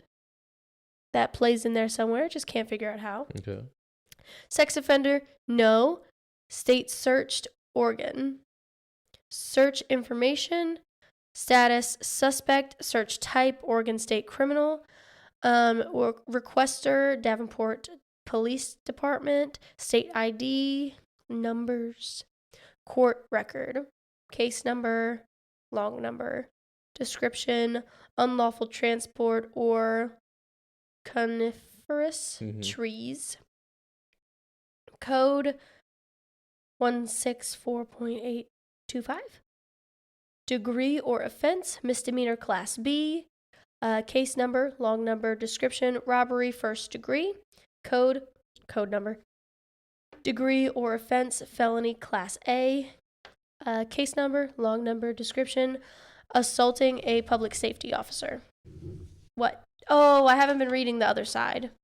So for the first offense that she read, that was the most recent one that he had done. It was a year ago. He paid $1,000 fine. He was found guilty. The second one that she had read was done 6 years ago. He was guilty, and he served 4 years in prison with 500 hours of community service. Now go ahead with the after the felony robbery. class A. No, assaulting a public safety officer. Yeah. Felony class A. Age. No, that was class C. Oh shit. Class C. Age of defendant 31. 11 years ago. He was guilty. 3 years prison. So he hasn't been out of prison. He's been in prison a long time. Right. 3 years prison, 100 of hours community service. Case number, long number, description, strangulation. Womp womp. Felony class C. Age 26. Guilty. 3 years prison, 100 community service hours. Case number, long number, description, unlawful use of a weapon. Felony class C. Age 24. Guilty, 18 months prison, 50 hours community service. These seem like kind of light. Right. Case number, long number, manslaughter, 2nd degree, felony class B. Which means it was not planned. Right. Felony class B. Age 19. Guilty, 5 years prison, 100 hours community service. Status closed. So he really hasn't been out of prison at all. Yeah.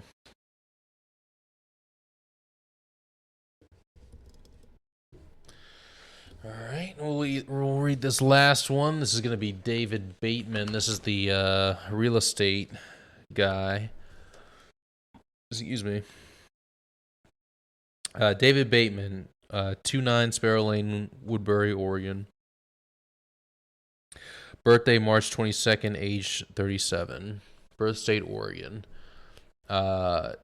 Gender male. Height 6'2", weight 197. Eye color blue, hair color brown, race Caucasian, marital status single, alias Weldon Scott, Joseph Washington, Anderson Spellman. So it might be him as well because he's a Joe. Well, Joseph. hold on. What was the first guy? He just did Lenny. He spelled his name differently. He spelled it with a Y instead of an I. Oh, what a smarty pants. Yeah. Veteran, no. Distinctive features not available. Sex offender, no. Or not available. Distinctive features not available. It's like what does that mean? or not applicable, rather. Oh, okay. State searched, Oregon. Search information, status, suspect, requester, Davenport Police Department. Search type, Oregon State Criminal. State ID 1472. Court record, invasion of personal privacy. This was 2 years ago when he was at the age of 35. 53, 2 years ago. Disposition, he was found not guilty. No sentence. Status closed. Felony class C. Next offense, restraining order. It just says restraining order. It doesn't say why for. Maybe he was the one getting a restraining order because it says disposition issued. Yeah.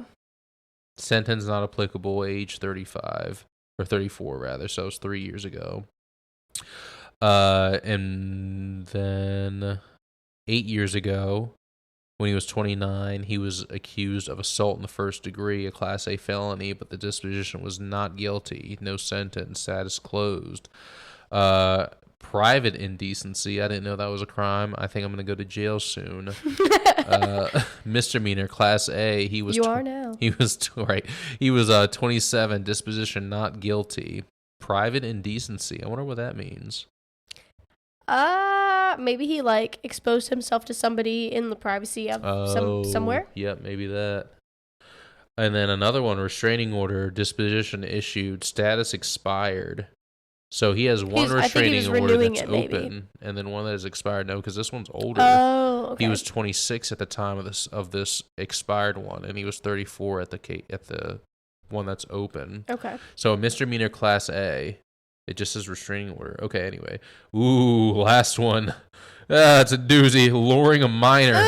Felony, Class C. Yeah, right. He was 24 at the time. Disposition not guilty. Sentence not applicable. Status closed. And that's all we have to go on, folks. What do you guys think? Not very cash money is what I think. Yeah. What do you think, baby?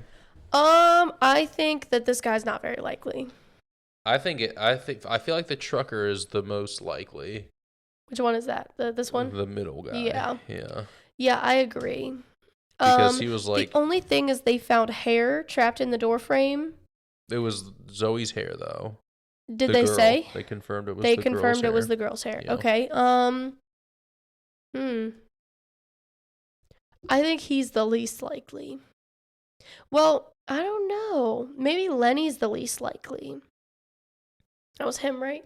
Yeah, Lenny is the one that lives the closest to the house, and it would make sense because they put a 5-mile perimeter around it. Lenny?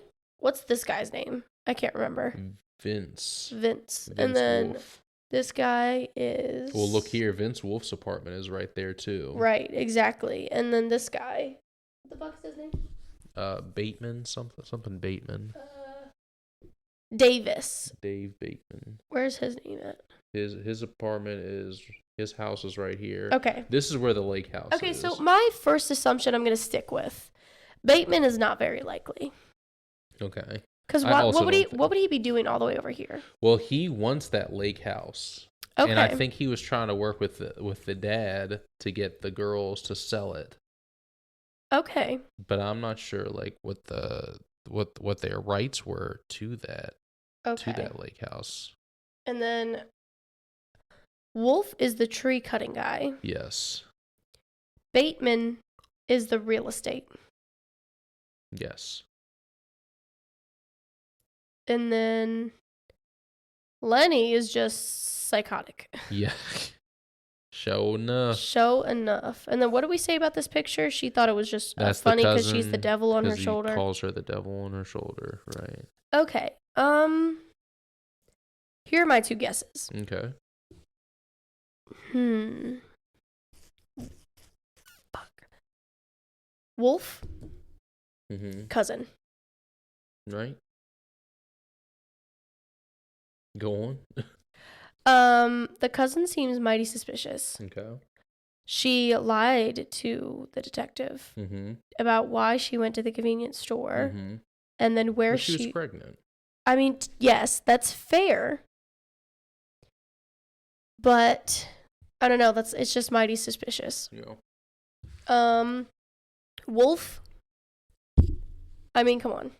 It's obvious. Yeah, I don't like that guy. But also, if we don't like him, chances are it's not him. It seems a little on the nose, but I also feel like... But the last one we did was very on the nose. Yeah. The last one we did was absolutely on the nose. Yeah, after we had, pieced together the escape route issue. Right. And then here, do you want to look at this other map? Yeah, sure. Yeah, please. This seems like it's closer to... This is the actual lake house. Right. This is like zoomed in. So this is Lenny's house. This is the lake house. Direct line of sight. ID card was found. Lenny's ID card, that right there, was found right here.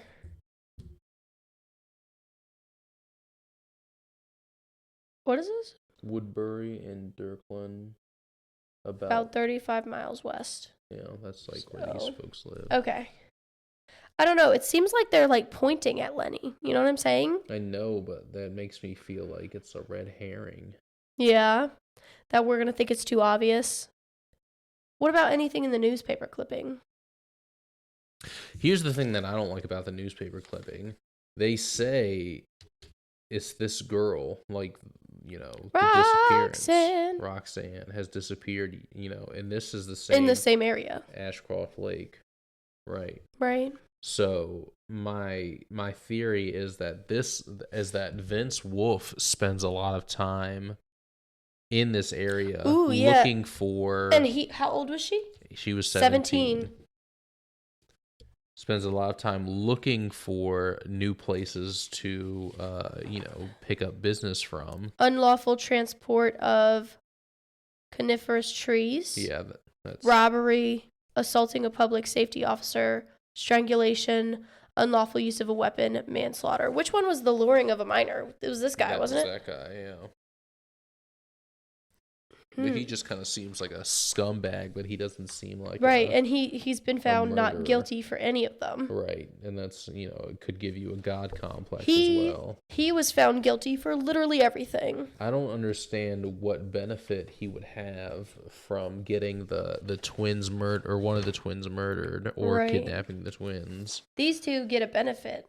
Well, I feel like the benefit, actually, that he would gain would be the mother does not want to own the house that her daughters were, one of them was killed in, and then the other was kidnapped from. That gives the owner of the lake house a motive to sell. Right. Yeah. But that's just a motive for Lenny. He's the real estate guy. Lenny is not the real estate guy. No, this guy's the real estate guy? Yeah, Bateman. Oh, yeah, you're right. Right. So the only motive I have is for Bateman, but and we're trying to find the accomplice. Who would you identify the person who set up the twins? Oh shit. Well, that gives me a new. That makes me feel like it's just the cousin. Then. Yeah. But why would they leave the cousin's picture there? That seems like a dumb move as a murderer. You wouldn't want to leave a picture of the person who. Unless the cousin is the one who actually did it, and one of these people set them up for that. Well, the person gave the murderer that photo that has the code on the back of it and stuff, so that he would know, or they would know who they were looking for. And I can't remember. There were a couple people who said they had the codes and didn't think anybody else had the codes. The father has the code. The father has the code. The mother. The mother, and then the stepdad, and then the cousin. So it has to be one of them. It feels like that. The real dad, the stepdad, the mother, the cousin. Yeah. The stepdad would want to set them up. The real dad would want to set them up. Why? Because he wants to sell. He wants to get that business partner, Joe something. Oh yeah, Joe Schmo. Yeah, so that he could get the $50K. But that would put Lenny out of the running. I feel like Lenny is out of the running just because it's a little bit too obvious. Okay. It's like they desperately want. Well, Lenny could be the killer and not the accomplice. We're not looking for the killer right now. We're looking for the accomplice. You're right. So that puts Lenny out of the running for the accomplice, because I feel like he's more of a I'm going to kill you rather than I'm going to set you up. Right, and I feel like Lenny would do it too sloppily. I don't believe Lenny would do it in such a way that he would get away with it. Where this guy, the Davis, Bateman, would be the kind of guy to do it in such a way where he would not get caught per his criminal record. Right. I also want to point out, I feel like this is so much easier since we have it all spaced out like this. Mm-hmm. The last time we did it, it was all just kind of piled up. Yeah. This is a lot easier to remember the things. Yeah. I'm willing to bet they're going to say pick the accomplice and why. Well, you want to take a look at the QR code? Yeah, sure. Do I have it over here? Do you have I have the QR code. I need your phone. Okay. Yeah, here you go.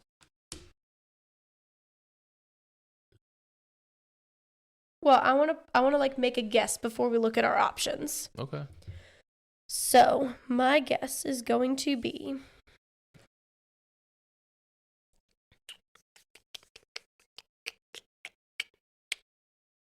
I feel like none of these are the accomplice. No, they are more than likely the killer. Right, one of them is. I feel like we can set them aside. Set them aside for now because I feel like none of these are the killer. Yeah. I mean the accomplice. If anything, they actually got them's hands dirty. Mm-hmm. So I'm gonna put these over here.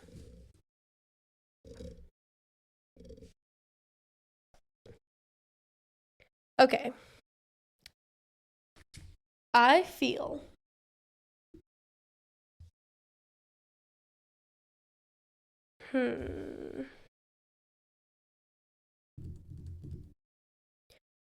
I feel quite strongly it's the cousin. Okay. I feel quite strongly it's the cousin. That's the accomplice, at least. I'm leaning towards the dad. Really? The real dad? The real dad. Okay. I'm leaning towards the real dad. And I'm not saying that, like, he was, like, go in there and kill them. I feel like he... Do whatever you have to do to make this happen. Right. I feel like things just got out of hand and they went too far to where... I don't feel like the dad did the actual killing, but I feel like he provided I feel like them... none of these would be the actual killer. Right. I feel like he provided the killer with the photo, with the password, that kind of thing. Yeah. And I feel like he worked with, the landscaping fella to get that done. Okay. I'll go with you. Yeah. I'll go with you. You believe you can get jiggy with that? I can get jiggy with that. I'll go with you. Okay. Which item is needed to identify the accomplice? Damn it. I knew they were going to do some bullshit like this. Yeah.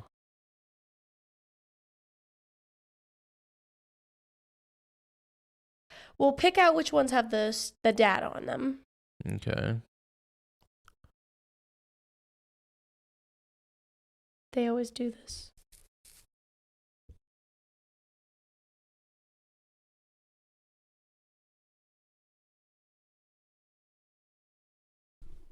Where's the dad's, in this. Yeah. What's that called? Davenport Police Report? That's her notebook.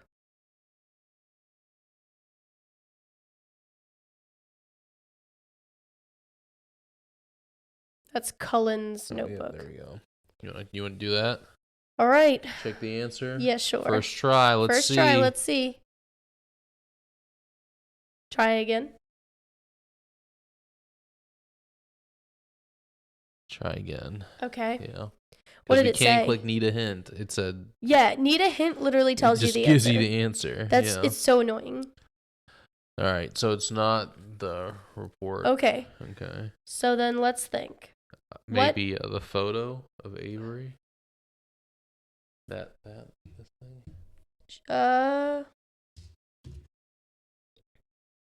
Sure. I don't think it would be that. Yeah. Hold on. Never mind.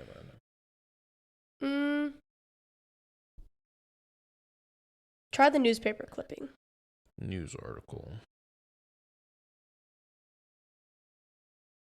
Nope. Okay, hold on. Oh no. Hold on. I think you're wrong now. Okay. Is there anything with the cousin? With the cousin, there's a photo of Courtney with red horns, and then there is this. Okay. I don't think. Try the photo. Where was the part where she called? Oh, it was in there. Okay. Try the photo. Photo of Courtney with red horns. No, but as soon as I saw it, I knew the accomplice right away. You will too, but you have to look everywhere. Okay, as soon as I saw it, I knew the accomplice right away. Mm-hmm. I bet you $5 fucking it's gonna be that picture. What picture? Put Lenny's fucking ID picture in there. Lenny's ID. Nope. Okay. And we'll cut all this out in post. So everyone can No, we think won't. That we were right the first time. No, we won't, because this is the struggle that we did for the first one, too. Yeah. And then after you get this one, everything just kind of goes boom, boom, boom, boom, boom, boom, boom. Right. Everything lines up. Yeah. And, like, we would have gotten the fucking newspaper clipping if we said, have a hint, and they just told us the fucking answer. It was so frustrating.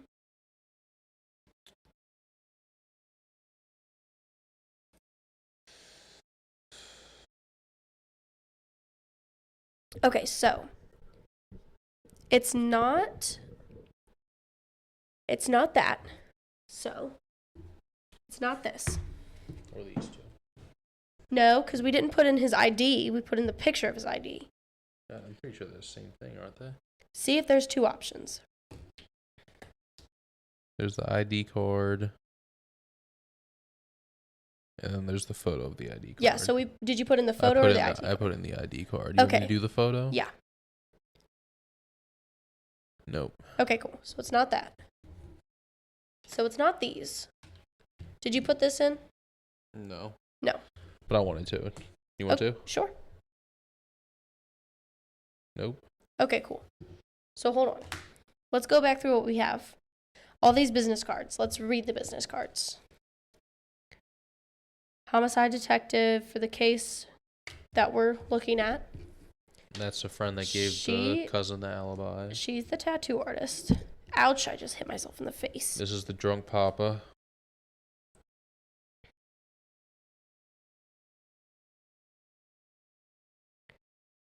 Yep. This is the bar owner that covered his alibi. I think it's this one. I think it's gonna be this. Yeah? Yeah. Okay. Or rather Does it say business hours? Owner. It doesn't say business hours or anything. It's got to be something really obvious. And I bet if people that are watching this know it and they're like, yeah, please, screaming. Please. I have a family. Okay. What about this one? That's the real estate guy. Okay. I don't think it's going to be one of these. I feel like it's got to be like an actual thing. One of them was the map the last time. Maybe it's a map? Once I saw it, I knew, and so will you. Okay. Hold on. Which one had like the cut on their left hand or whatever? The only person that had a cut was The only person that had a cut was the Mac. us. Was the us. Because we solved the crime. Just the first part. All right, we solved the first objective. You solved the first objective. But it stopped recording about 45 minutes before we did it. So we're going to go ahead. We're going to take a break. We're going to reenact the solving of the objective. But we're gonna wrap it up a little bit quicker than before. Yeah, and look, the YouTube gang will know what went on. We've got the video. We just don't got the audio. Just no audio. So the audio is going to be a little wonky on the tubes of you. So what ended up giving us the answer was the bar owner, Wally Bryson Jr., Bryson's Tavern. The card that he had a link to a website, which we obviously were just like, yeah, let's go to this website. We did that. First try. First try. All that stuff that you heard before with us just guessing, that was fake. That was bullshit. We didn't do that. No, I don't think we had done that at this point. Yeah, we did. At that point? Yeah. Okay. I was like, did you put in this? Yeah. Yeah. We had. So we can't even pretend. So the website, it says that it has photos that are updated weekly, and there's actually a photo of the twins, Avery and Zoe's dad, Frank Gardner, handing the photo of the twins with the passcode on it to a hooded figure. Yeah. Not a figure. A man. It says hooded man. A hooded man figure. Man figure. Man figure. Man fingers. Man fingers. Salad fingers. The worst superhero. Yes. So yeah, we've got footage of that. We've got a screen recording from Jordan's phone. Yep. But alas, we have no audio of that. So. And we are mentally exhausted from frankly. all of the ups and downs and all arounds that we had to go through, only to find out we weren't recording. But that's the way she goes sometimes, boys. You know how I was like, hey, make sure the screen doesn't go dark. Hey, will it still record if the screen goes dark? Yep. Guys, you shouldn't let the screen go dark. Not because it won't record, but because the battery might die. No, we should just always record with the battery plugged in. I didn't know that was an option. I wasn't thinking about it. Yeah, well, because it was on 90%, but lesson learned, I guess. Now we know. Knowing is half the battle. Now we know. Yeah. Yeah. But yeah, it's quite late and we Yep. are quite tired. Yep. So either way, this is going to be a two-parter. Yep. 2-parter. Part 2 coming next week. Coming at you. Thank you for joining us on an extra long episode of the That's You podcast. Yeah, almost 2 hours week. Yeah, we're going to get out of here, though. Is there anything you want to say to the haters? Fuck you. Is there anything you want to say to the friends? Hi, friends. Anything you want to say to your mom? Hi, Mom. Love Hi, you, Mom. my mom. Thanks for giving me your password. Yeah, you're the best. Hey, guys. My mom's password is... Oh, no. We got to get out of here quick. Part of me wants to see it reach 2 hours. Nah. You know what I'm saying? Nah, maybe we'll get them on another one. We'll get them next time. Don't forget to visit our link tree. Like, comment, subscribe. Yeah. Go to all of our things. Go to YouTube for the uncut version. / the That's You podcast. The That's You podcast. Linktree is really the easiest and most simple way. It really is. We try to simplify it as much as we can for you idiots. And look, Sorry, I'm just tired. This episode is very visual based. So if you're a visual person, check out the YouTubes. I'm going to have the video uploaded as soon as I can after, the podcast is uploaded. Hopefully at the same time. It'll be freaking sweet. Yeah, I'm going to try my best, but all right, shit happens. We love you guys. Love you. We'll catch you on the next one. Catch you on a flippity flip. The flippity flip. Okay, bye. Okay, bye. Wah, wah, wah, wah, wah, wah, wah.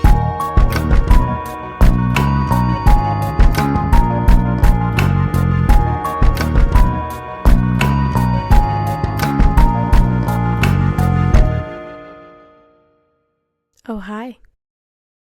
Fancy meeting you here. Oh, you thought the episode was over? That's funny. No, we pulled a Marvel, okay? I'm back, and I'm back to tell you the winner of last episode, which was a very, very, very unanimous Mr. Shifty, Mr. Captain Shifty. And look, I was all for him, okay? But I really thought Gil was going to be the man there. I really did.